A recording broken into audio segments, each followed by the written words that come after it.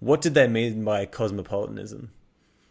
So the word actually goes back to Socrates. Hmm. Socrates, well, I think actually the word was coined by the Cynics, Hmm. but the notion goes back to Socrates. Socrates famously, Epictetus tells us that he was famously asked, where are you from? And instead of answering from Athens or from Corinth, he said, I'm a citizen of the world. Mm. And that the word cosmopolis literally means city of the world.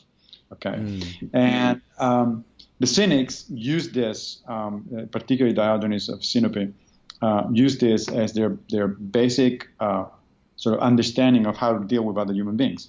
We all brothers and sisters. We all exist for each other's help and benefit, and we should treat each other as equals, basically. Mm. Now, Stoics then elaborated significantly on that idea. Arguably, the most famous Stoic elaboration of the idea of cosmopolitanism comes from Hierocles, who was a second century Stoic. Unfortunately, we only have fragments of his book on ethics, but one of these fragments is particularly important because it's the one where he talks about these concentric circles. He says, imagine that you are at the center of your own universe, obviously, because we Mm. all start ourselves, right? But then the next circle out is your family, and then the next Mm. circle is your friends, and then the one after that is your fellow citizens, and then the one after that is your fellow countrymen, and then the one after that is humanity at large. Mm. And what Hierocles said is that the thing to do constantly is to try to collect these circles closer and closer to you. So treat your friends as if they were your family. Treat Mm. your citizens as if they were your friends. Treat your countrymen as if they were fellow citizens, meaning inhabitants of the same city.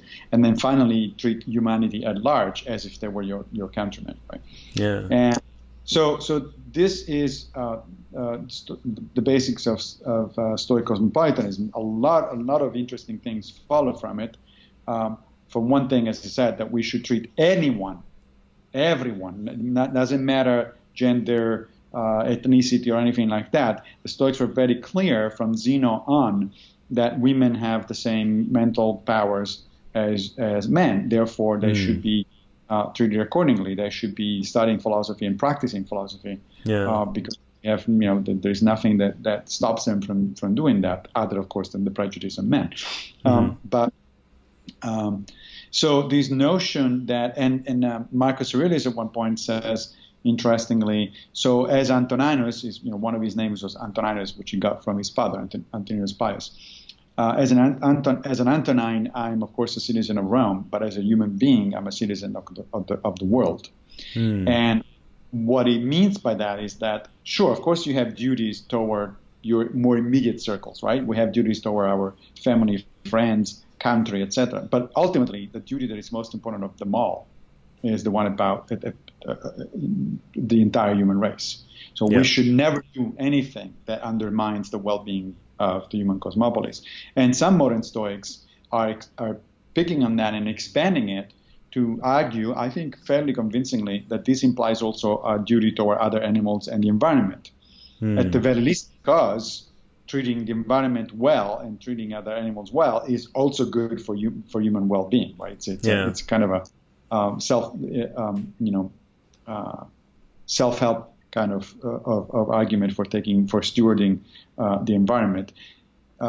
So Stoic cosmopolitanism is important historically because the Stoics and the Cynics were the first, at least in Western philosophy, to really articulate that notion, and it's very much